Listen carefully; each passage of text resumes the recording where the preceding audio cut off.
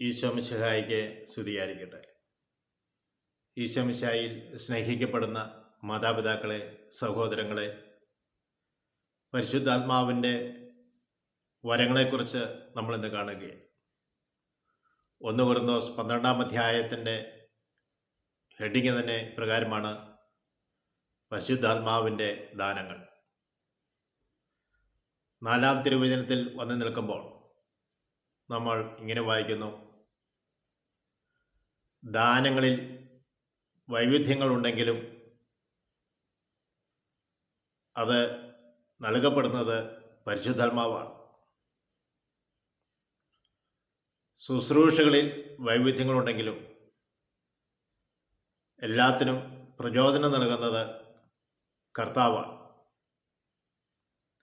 പ്രവൃത്തികളിൽ വൈവിധ്യങ്ങളുണ്ടെങ്കിലും എല്ലാവർക്കും എല്ലാറ്റിനും പ്രചോദനം നൽകുന്നത് ദൈവമാണ്. ആത്മാവ് വെളിപ്പെടുന്നത് പൊതു നന്മയ്ക്ക് വേണ്ടിയിട്ടാണ്. ഒരാൾക്ക് വിവേകത്തിൻ്റെ വചനവും മറ്റൊരാൾക്ക് ജ്ഞാനത്തിൻ്റെ വചനവും മറ്റൊരാൾക്ക് വിശ്വാസവും രോഗശാന്തി വരവും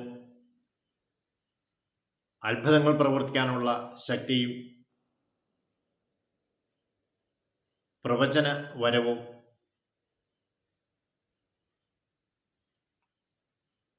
ആത്മാക്കളെ വിവേചിച്ചറിയാനുള്ള കഴിവും ഭാഷാപരവും വ്യാഖ്യാനിക്കാനുള്ള വരവും ദൈവത്തിൻ്റെ ആത്മാവ് നൽകുന്നു. ഇതെല്ലാം സഭയിലൂടെ നൽകപ്പെടുന്നത് സഭയുടെ പൊതു നന്മയ്ക്ക് വേണ്ടിയിട്ടാണ്.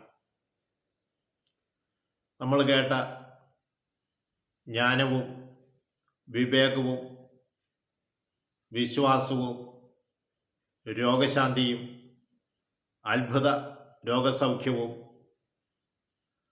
ആത്മാക്കളെ വിവേചിച്ചറിയാനുള്ള കഴിവും പ്രവചനവും വ്യാഖ്യാനവും ഭാഷാപരവും എല്ലാം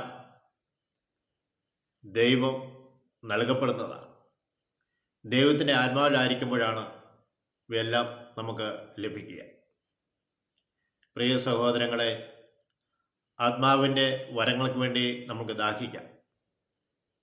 ഞാൻ ഒരിക്കൽ വരങ്ങളെക്കുറിച്ച് ക്ലാസ് എടുക്കണമെന്ന് ഒരു കരിസ്മാറ്റിക് പ്രാർത്ഥന കൂട്ടായ്മയിൽ എന്നോട് ആവശ്യപ്പെട്ടപ്പോൾ ഞാൻ അവരോട് പറഞ്ഞത്, വരങ്ങളെക്കുറിച്ച് നിങ്ങൾ കേൾക്കുന്നുണ്ട്, എന്നാൽ ഒരു വരം ഞാൻ നിങ്ങളോട് പറയാൻ പോവുകയാണ്. അതാണ് വി വരം. അവർ പറഞ്ഞു, അങ്ങനെ ഒരു വരത്തെക്കുറിച്ച് ഞങ്ങൾ കേട്ടിട്ടില്ല. ഞാൻ പറഞ്ഞു, നിങ്ങൾ കേൾക്കണം. വി വരം, അതായത് കൂട്ടി വായിക്കുമ്പോൾ വിവരം. ഈ വിവരം ലഭിക്കണം നമ്മൾക്ക്. ഒരു സമൂഹത്തിലായിരിക്കുമ്പോൾ ആ സമൂഹത്തിലായിരിക്കുന്ന ആൾക്കാരുടെ അവസ്ഥ മനസ്സിലാക്കി അവർക്ക് മനസ്സിലാകുന്ന രീതിയിൽ നമ്മൾ സംസാരിക്കണം. അത് ദൈവത്തിൻ്റെ ആത്മാവ് നമുക്ക് നൽകുന്നതാണ്. അതാണ് ജ്ഞാനവും. അതുപോലെ തന്നെ നേരത്തെ നമ്മൾ പറഞ്ഞു വിവേകത്തിൻ്റെ വരം, വിവേകത്തിൻ്റെ വചനം. പ്രത്യേകിച്ച് നമുക്ക് ദൈവത്തിൽ നിന്ന് വിവരം ലഭിക്കാൻ വേണ്ടി പ്രത്യേകമായി പ്രാർത്ഥിക്കണം. എന്നെ ശ്രമിച്ചുകൊണ്ടിരിക്കുന്ന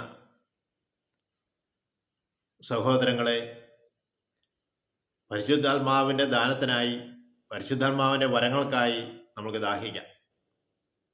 ഇതെല്ലാം സഭയെ പടുത്തുയർത്താൻ വേണ്ടി സഭ നമ്മൾക്ക് വേണ്ടി നൽകുന്നതാണ്.